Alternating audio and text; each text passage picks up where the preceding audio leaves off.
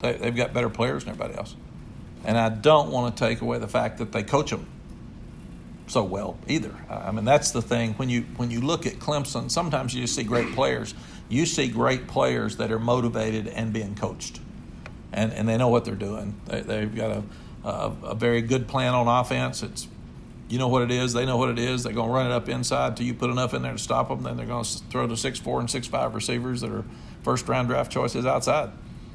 And then if you stop trying to tackle one of the best backs in the country, then the 6'6" quarterback that can fly just happens to keep it and run out the back for about 30 yards. So, and then on defense, Brent coached against us at Oklahoma and Texas game. So I've known him for a long time. He does a tremendous job. And Clemson's been smart. They've built the best facilities in the country because it was important to them. They're paying both offensive co-coordinators $1 million plus. They're paying Brent, I think, at $2 million or something. So they've made it really, really important to be good and to stay good. And you have to compliment them for that.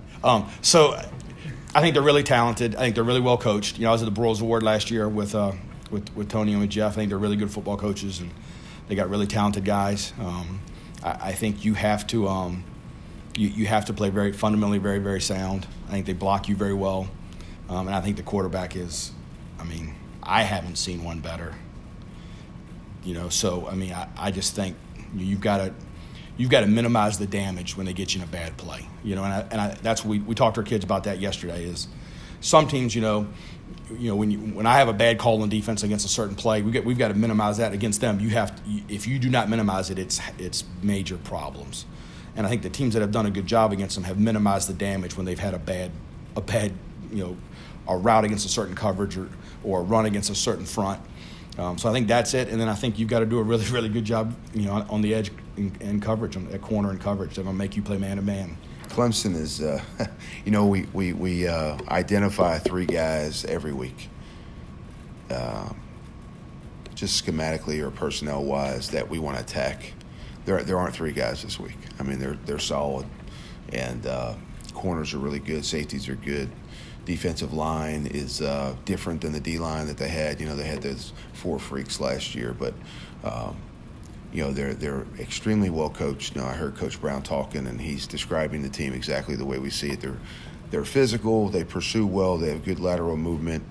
They squeeze grass. They're going to give you a little bit and then squeeze it because they're so athletic. They can be out of position a little bit and change direction and maybe recover a little better than some other teams. That's the benefit to having 11 good athletes out there.